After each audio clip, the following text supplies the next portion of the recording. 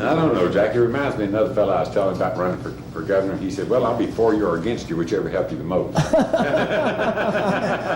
Any government that tells you that the solution to a present-day problem is doubling the prison population over the next 20 years has its head stuck where it's never going to discover the 1,000 points of light of George Bush. My opinion of it. These people's idea of future full employment is to make half of us prison guards and the other half prisoners. This man is an alien. He's not a conservative, he's an alien. He and Ronald Reagan both. They are willing to imprison a whole generation of people to keep intact the petrochemical and pharmaceutical monopolies in this country, of which he's well vested in each. And I think he's a vampire. I don't think he's an American. I think he's a vampire willing to suck the life out of all us victims in order to remain powerful and in a powerful position. But let me take this opportunity right here. Wherever this gets shown, let me tell you something.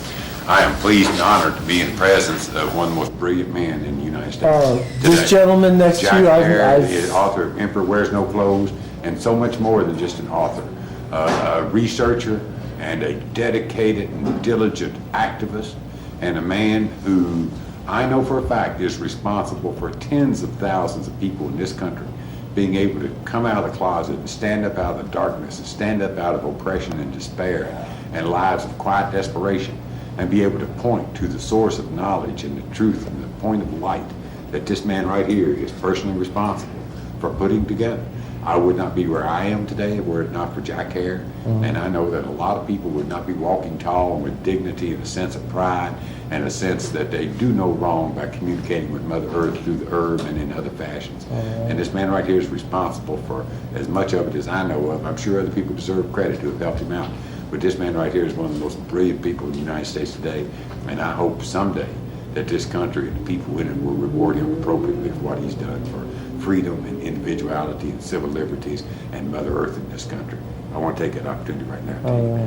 Does that mean I get free grass for the rest of my life? No, I was going to ask you that. Hell no, I got to make profit, son. I'll keep it wet.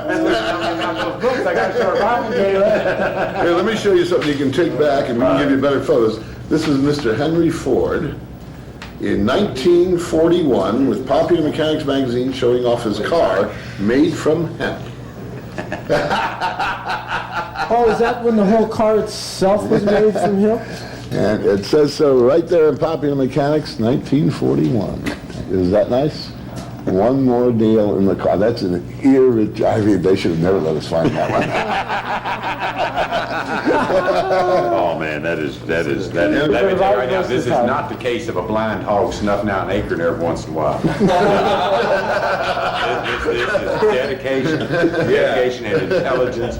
You know, I think Edison said that genius is 1% inspiration and 99% perspiration. This man right here has sweat his ass off for all. Oh yes, he certainly has. Thank you. Well, I'll tell you, I had a lot of good teachers. Okay, This man wrote a book that I read that was one of the him, Michael Aldrich, had written some of the greatest work on hemp long before I even really understood hemp. Well, he wrote it in '77. The Kentucky. Really? The Kentucky. What was it? Marijuana feasibility study. It was fucking blew my mind heard away. about that, yeah. It was by adding that and that and the prospectus. So he is not somebody who needs to come to me to learn about hemp. I learned a lot of my hemp from him. I was born in it, Jack.